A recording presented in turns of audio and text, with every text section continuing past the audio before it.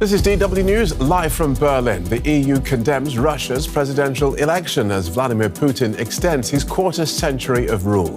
He faced no meaningful opposition, and the EU is among those describing the vote as neither free nor fair and held in a climate of intimidation. Also on the programme, EU foreign ministers approve sanctions against violent Israeli settlers in the West Bank. It's the first time the bloc has made such a move. And Israel says it has killed a Hamas commander in a raid on one of Gaza's largest hospitals.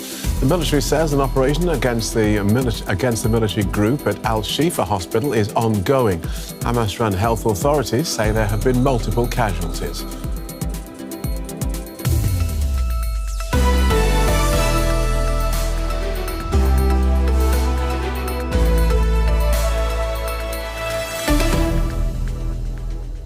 I'm Phil Gale. Welcome to the programme. Neither free nor fair. That's the verdict Western capitals have delivered over Russia's presidential election. The country's election commission said Vladimir Putin had been re-elected with 87% of the vote.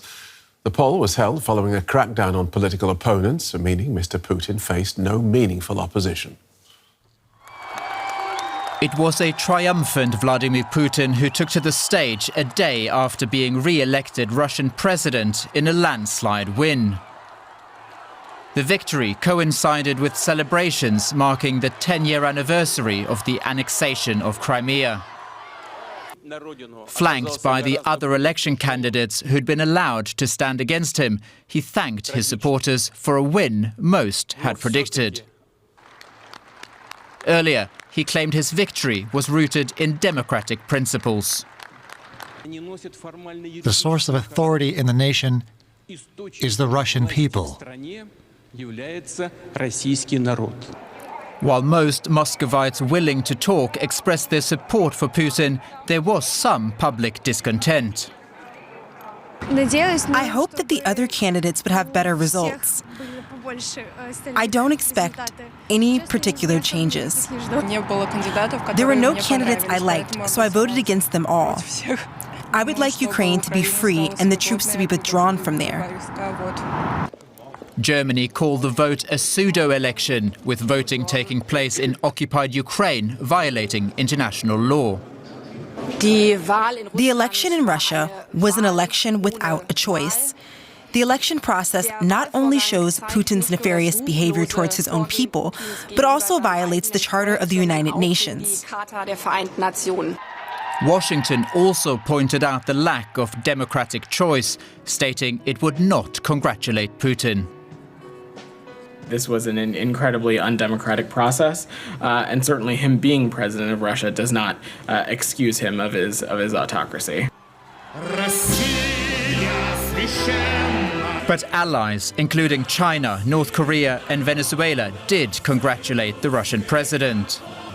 With the victory granting Putin another 6-year term, his near quarter-century endeavor towards autocracy seems unstoppable. Well, Professor Sergei Radchenko teaches at the Henry A. Kissinger Center for Global Affairs at the Johns Hopkins School of Advanced International Studies. I asked him why Vladimir Putin felt he even needed an election.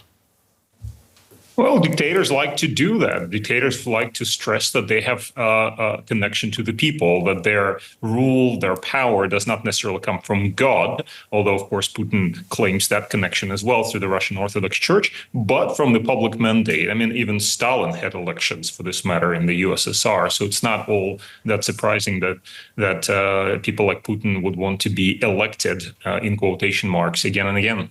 Right. I'm just intrigued by who he needs to impress, given that his grip on power appears to be absolute.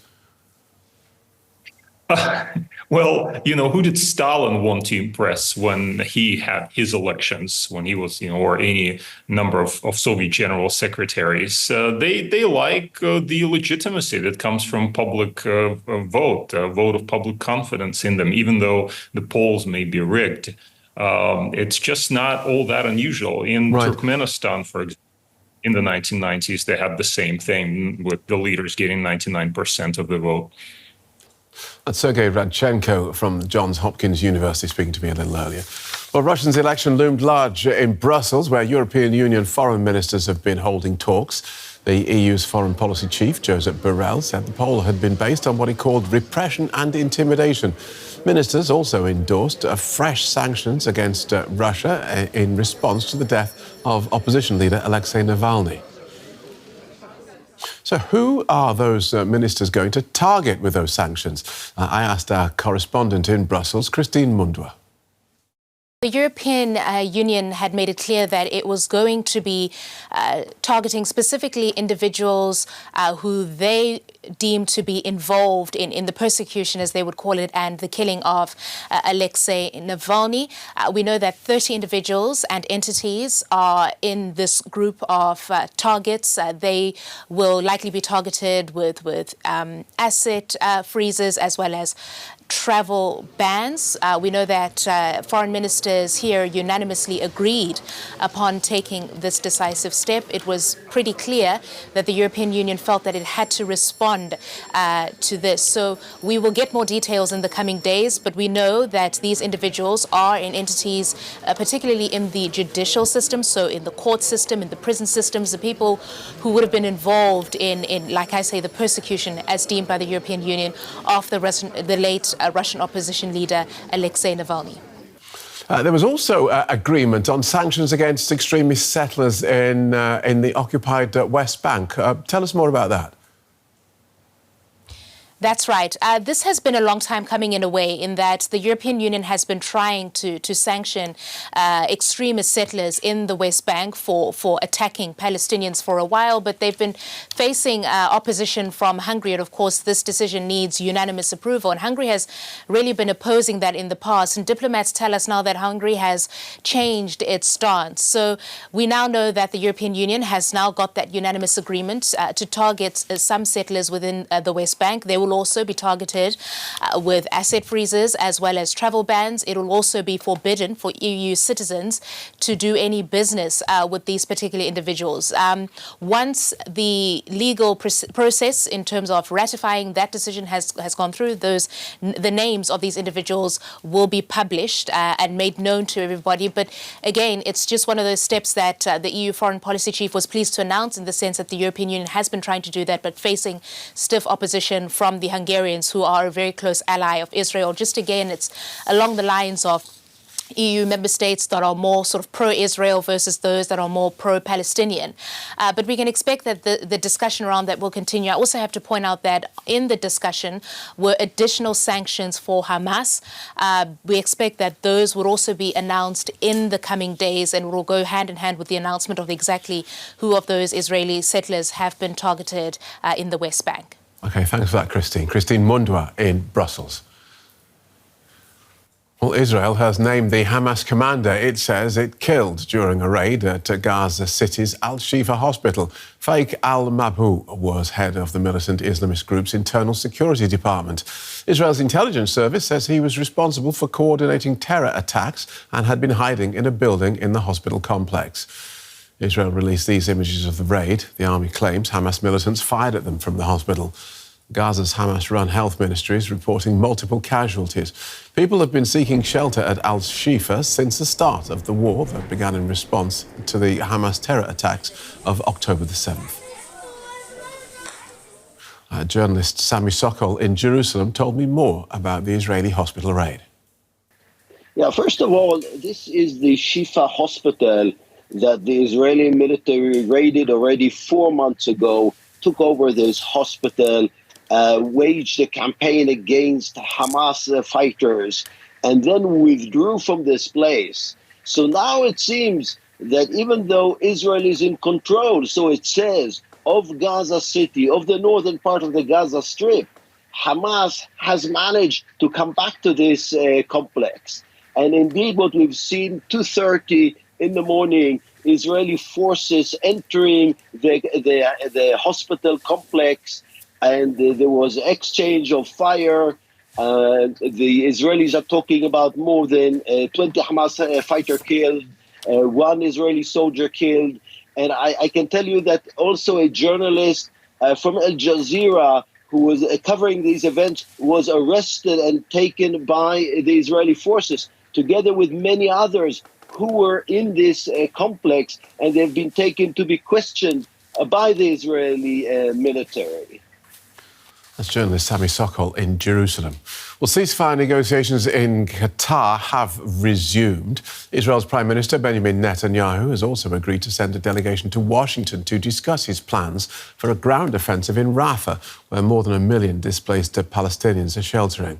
Mr. Netanyahu is facing growing criticism over his handling of the war abroad and at home. On Sunday, the families of hostages who are being held in Gaza protested in Tel Aviv. They accuse the government of not doing enough to bring their relatives home. Nawaf Al-Thani is a former Qatari Defence Intelligence Director. He joined us from Doha, and I asked him how far apart Israel and Hamas are from each other at the moment. Well, thank you for having me, Phil. To be honest, right now things are very murky on the situation in Gaza, because we've got this new incursion into the al-Shifa hospital and the threat of invading or land warfare on Rafah. Now, obviously, the Qatari and American negotiators, the sponsors of these negotiations, play this very close to their vest. So there are not a lot of details, but if we've seen what happened in the past, the Qataris remain optimistic. They remain hopeful that before the Eid celebrations, which will be in 3 weeks, that there may be a resolution to the situation right now, and hopefully a ceasefire. And do you think that Israel wants to get its hostages back through diplomatic means rather than military? I've seen speculation that the Prime Minister would prefer to get the hostages back militarily rather than by negotiation, because a military victory would defeat Hamas, where a negotiated hostage return would allow Hamas to rearm. Well, that is confusing, to be honest, Phil, because on net, the attempts by the IDF to rescue Israeli hostages have yielded more hostages killed than rescued. Yes, there were some attempts that had succeeded, but on net, again, more killed than rescued. On the other hand, the negotiations have released tens, over 100 of the hostages. So it is confusing to see that continuing to endanger the civilians and the hostages in Gaza seems to be the order of the day with the IDF. It probably may be driven by internal politics rather than global rationale to end the war and save the hostages and rescue, obviously, even the civilians who right now, and the numbers in front of me, over 31,000 killed and over 73,000 wounded. This is really a dire situation, and it is confusing. Now, Hamas, of course, is looking for the withdrawal of Israeli troops from Gaza and the release of prisoners from Israel. How likely are they to get what they want? Well, what I can say is what has been already mentioned by, for instance, the Qatari negotiators. Qatar is pushing both sides, both the Israelis and Hamas, urging them to be at the negotiating table and to reach a resolution, not for any political goal for either party, but for the safety of the hostages and the civilian population of Gaza. Now, there are calculations on both sides. However, I think the ultimate goal must be something that all parties interested should push for, and that's what the Qataris have been doing and the Americans, who are sponsoring, again, these negotiations. OK, good talking to you. Thank you so much for joining us. Former Qatari Defence Intelligence Director Nawaf Al-Thani. Thank you. Now we'll take a look at some more stories making headlines around the world, and we'll start in Spain, where hundreds of people have taken part in a protest against the killing of civilians in Gaza. The event in the city of San Sebastian culminated in protesters lying on the ground to symbolise the dead around a banner inspired by Picasso's famous anti-war painting, Guernica. Police in Paris say they've stepped up security in the suburbs a day after an angry mob attacked a police station. About 50 youths hurled Molotov cocktails and fireworks at the building in response to the death of a teenager who was killed when his moped collided with a police car. 9 people were arrested. A US government study has found no evidence of brain injuries amongst diplomats and embassy officials who've reported symptoms of so-called Havana syndrome. Researchers said there were no cognitive differences between sufferers and a control group. Headaches and cognitive problems were first reported by embassy workers in Cuba in 2016. Now, the UN Human Rights Council in Geneva will today finish its discussions of the results of its fact-finding mission into Iran's violent repression of protests. The mission says it uncovered murders, torture and forced disappearances that amount to crimes against humanity. Investigators focused on Iran's response to mass protests over the death of Gina Mahsa Amini in 2022, who they say died from physical violence while in custody. Since then, women in Iran have continued to speak up, including this woman seen in a hospital clinic, who demanded that a cleric delete photos he had taken of her there without her head covering. Now, another woman who spoke out against Iranian authorities has had to flee the country and is now here in Berlin seeking treatment for an eye injury she says she suffered at the hands of Iranian security forces. Journalist Bamdad Esmaili went to meet her. He screamed and said, "Go away or I'll shoot you in the eye."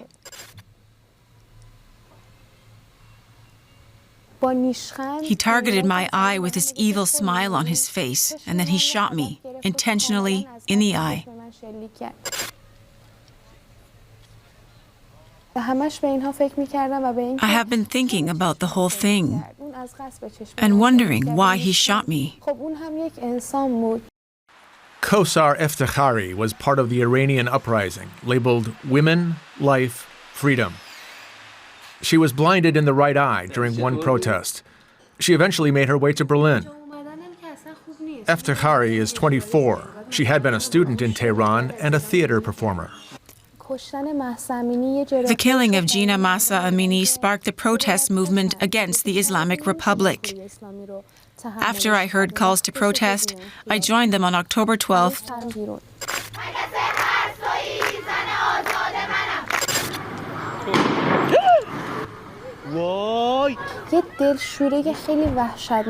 I had horrible anxiety. When I reached the sidewalk, I found out they had blocked it. My heart was racing. I was scared of the anti-insurgency forces.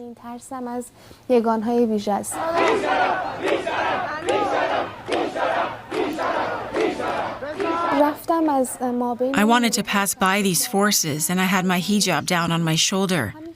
Once I got closer, one of them pushed me from behind.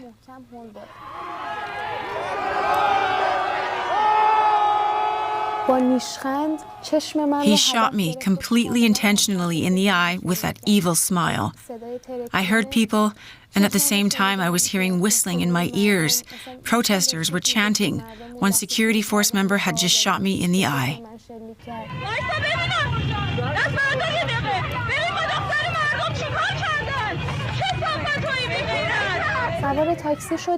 We took a taxi. I looked at my face in the mirror. I was bleeding from my face and my eye was swollen. I didn't want to believe the person that I was seeing was me.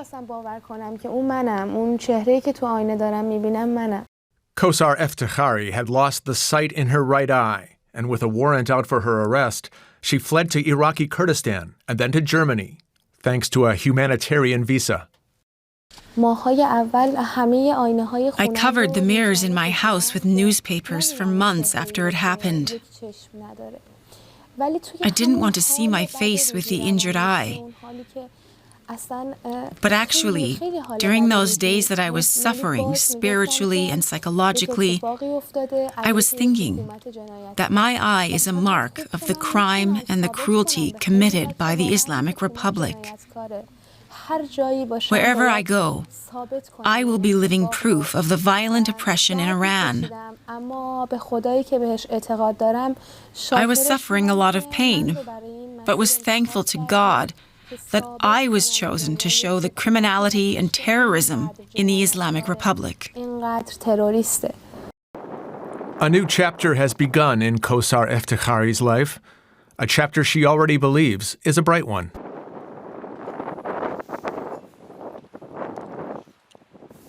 Let's pick up some of those points with Gisu Nia, who's an international criminal and human rights lawyer and board chair of the Iran Human Rights Documentation Center. She joins us from Los Angeles. Welcome to DW. What good will this UN fact-finding mission into the repression of Iran's protests do you think? Well, it's critically important. It is the only international independent investigation that is currently happening about the crimes of the Islamic Republic of Iran.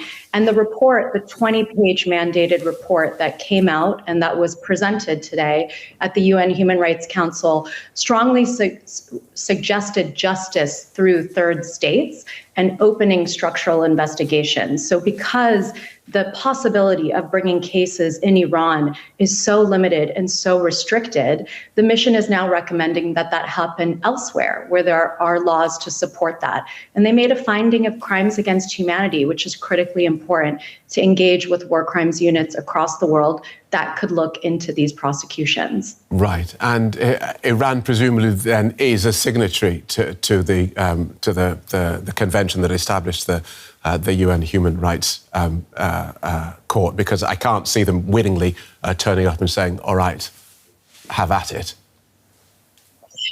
Yeah, this is actually not through international courts. So the idea is that courts in Germany, courts in France, courts in the Netherlands, and other places that can support prosecutions for individuals that have committed crimes elsewhere against victims who are located elsewhere, that they can do that, much in the same way that has happened with the Syrian conflict and the range of trials that we've seen in German domestic courts that hold those perpetrators in the Syrian conflict accountable. So we're very much looking for a similar pattern to happen on Iran and for the victims and survivors in Iran to get the justice that they so desperately want.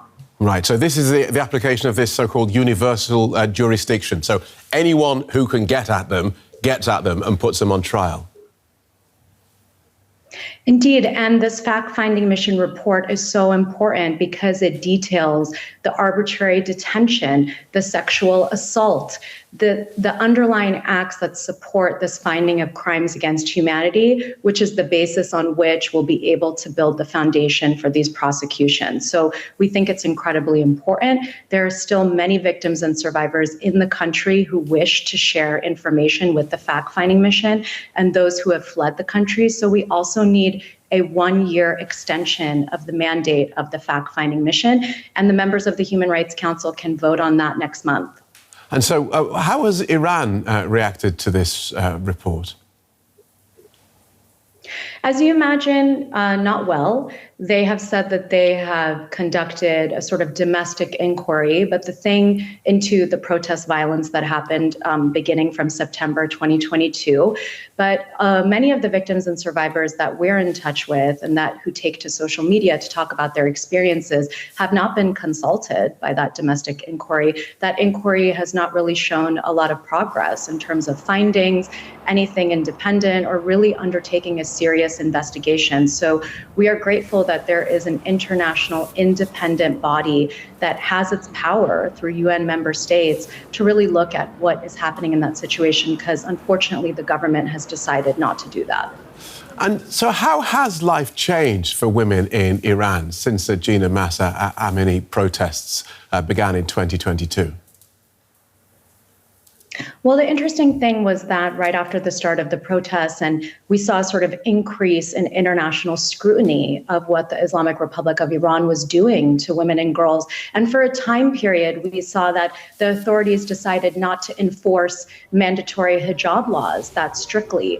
Unfortunately, after the 1-year mark of her killing and after global attention has shifted to other crises in the world, we see that the Islamic Republic has again ramped up the repression. They're now using facial recognition technology to police who is, quote unquote, improperly wearing their hijab, and they're putting massive financial penalties in conjunction to that. So unfortunately, when global scrutiny declines, we see that the authorities resume their behavior.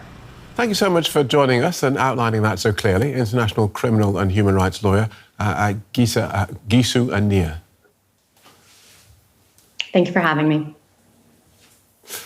We'll take a look at some more stories from around the world, and we'll start in Nigeria, where police say gunmen have kidnapped at least 87 people from a village in the northwest. Residents of the village near Kajuru in Kaduna State say the bandits arrived undetected because they'd parked their motorbikes far away. Hundreds of people have been kidnapped recently by gangs demanding ransom payments. In Australia, Uber has agreed to pay more than €163 million to settle a class action lawsuit brought by taxi operators and drivers. Lawyers for the group say the taxi industry has been decimated since the car for hire service began operating there. And a reminder of our top stories at this hour. Russia's election commission says Vladimir Putin has been re-elected in a landslide victory, taking 87% of the vote. He attended a victory rally in Red Square on Monday, where he thanked his supporters. And Israel says it has killed a Hamas commander in a raid on one of Gaza's largest hospitals.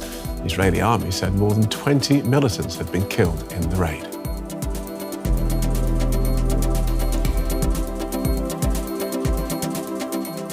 Don't forget, you can always get DW News on the go. Just download our app from Google Play or from the Apple App Store. That'll give you access to all the latest news from around the world, as well as push notifications for any breaking news.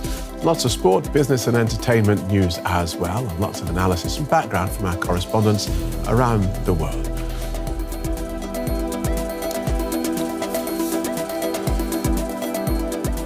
And with that, you are up to date. I'll be back at the top of the hour. And also, back in just a moment to take you through the day. Today, taking a closer look at Vladimir Putin's election victory and marking 10 years since Russia invaded and then occupied the Ukrainian region of Crimea.